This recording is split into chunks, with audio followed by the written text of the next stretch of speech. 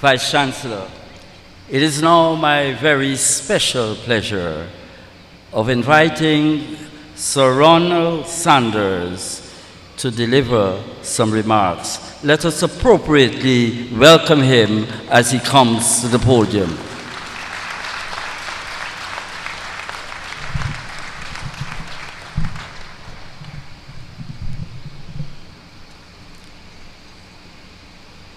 Good afternoon to you all.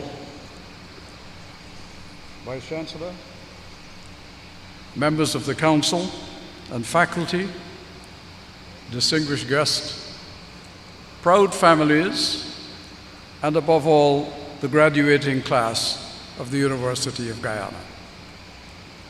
I thank you all for the profound honor you bestow upon me today. I accept this Doctor of Laws Honoris Causa with deep humility and with gratitude to the university that has shaped so many of Guyana's finest minds. And I thank you, the graduands, for allowing me to share this moment, the first day of the rest of your lives, the day on which dreams step out of hope and into history. This convocation is more than a ceremony. It is a passing of the torch of Guyana's future to you, the leaders of tomorrow. And never in Guyana's volatile journey has the torch burned brighter than it does today. I begin with an idea that started as an aspiration, but has now become an unshakable principle of Guyanese life. I hope an article of faith, and that is summed up in just two words: one Guyana.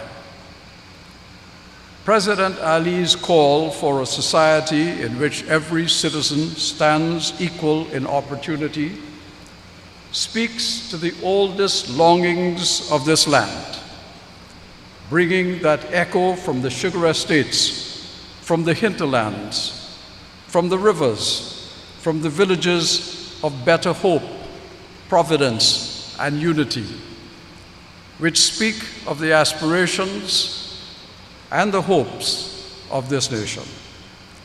One Guyana is not a slogan. It is a covenant.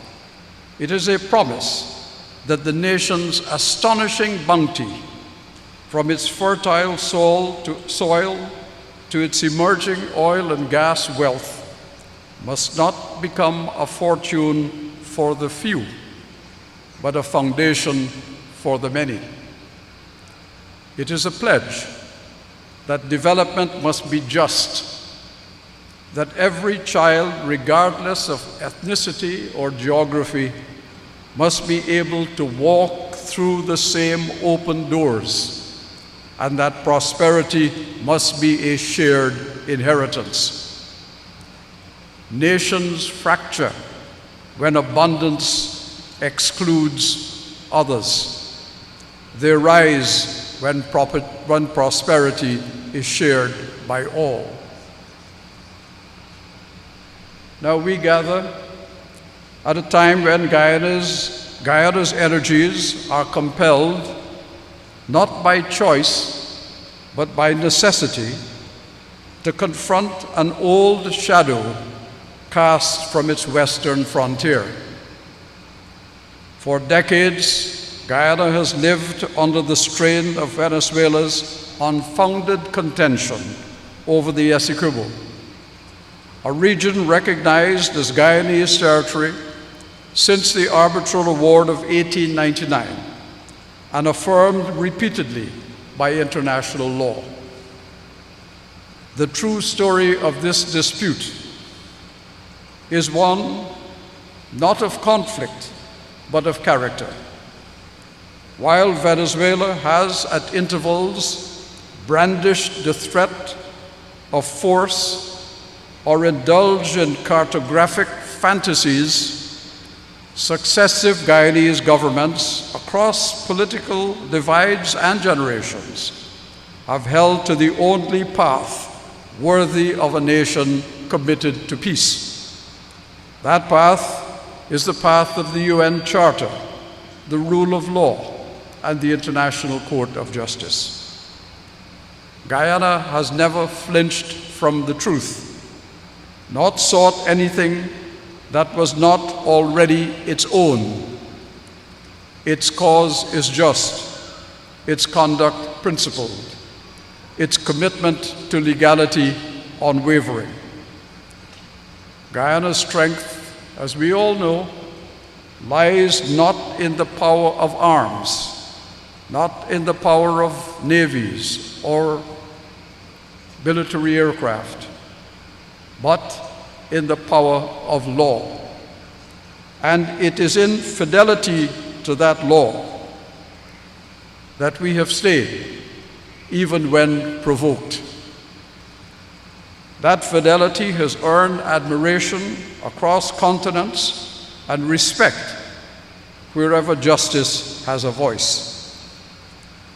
But let us be candid.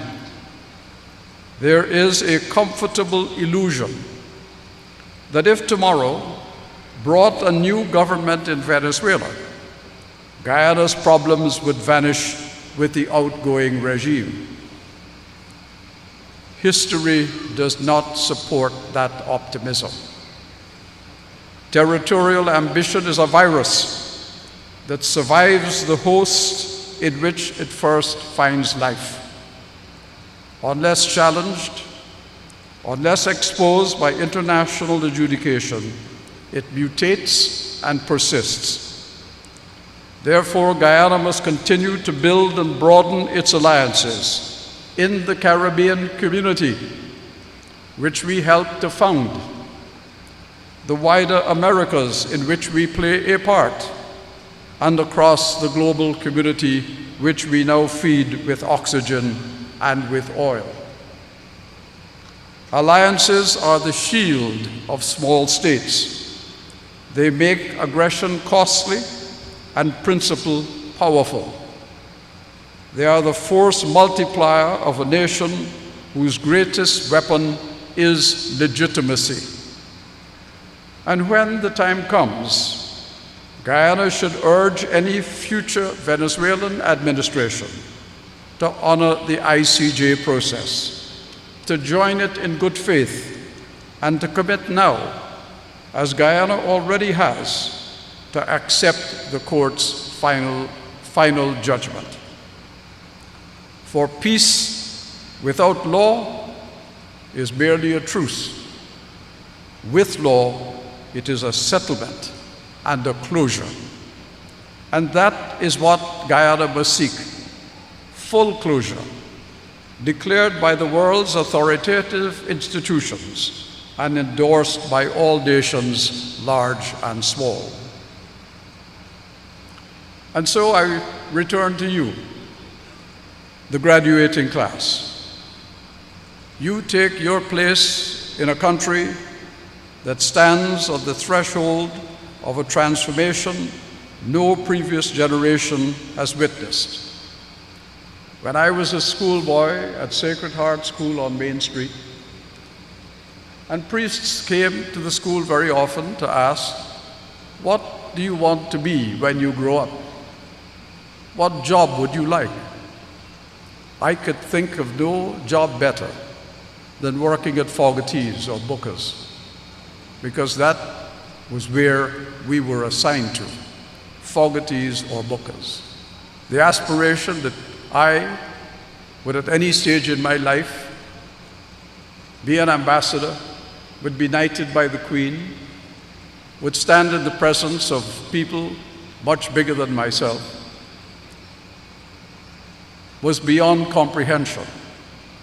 I recall vividly, as a schoolboy at Sacred Heart, having to march down Main Street to the governor's residence, a governor who carried the letters behind his name of KCMG, Knight Commander of the Most Distinguished Order of St. Michael and St. George. That is an honorific I too carry today. But when I walked into Government House, and the governor was standing on the archway with his wife, dressed in white uniforms with plumes and gloves, waving at these little boys and girls that came along, getting a little brown paper bag with biscuits at the end of it, I never dreamed that such a thing was possible. My family and I were liberated by education. Education whose foundation we found first in this country, and scholarships which we earned, and ambition which we fulfilled. That is why I say to this graduating class today that you have a far greater opportunity than previous generations, certainly a greater opportunity than my generation had. Guyana today is one of the fastest growing economies on the planet, projected to expand by more than 15% this year, with the non-oil economy rising almost as fast. You graduate into a moment of extraordinary opportunities. You will inherit a Guyana of unprecedented possibilities, a Guyana with resources to educate its young, to modernize its infrastructure, to diversify its economy, and to position itself as a leader in the Caribbean, in Latin America, in the Western Hemisphere, and beyond. Yes, there are shadows: global instability, regional tension, environmental peril. But there is also great and gathering light, a light of knowledge, the light of innovation, the light of national confidence. You must seize that light. It shines brightly today in your lives as you graduate. And in seizing that light, you must hold it aloft, not only for yourselves, but to illuminate the path forward for your nation and for each of you. Guard against the old divisions that once slowed Guyana's stride. There is no profit in it and no benefit to be derived from it. Embrace the unity that allows a nation to grow strong. Insist that justice be the measure of development and that the nation's wealth be the people's wealth. The future of Guyana will not be written merely in budgets and barrels. It will be written in the character, courage, and clarity of purpose of its young citizens, of you, this graduating class. Today, as I stand here, humbled, and I am indeed humbled by this honor, I see in your faces the living proof that Guyana's best days are not behind it. Those days are ahead of it, and within you, the spirits that will shape them.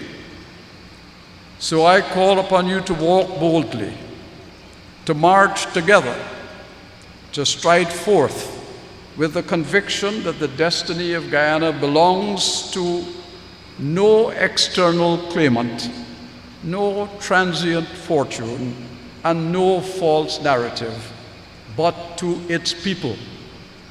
And may you, the class of this year, carry the torch of this moment into the great work that lies ahead, to make much of your country, and in the course of doing so, to make names for yourselves. Thank you all very much.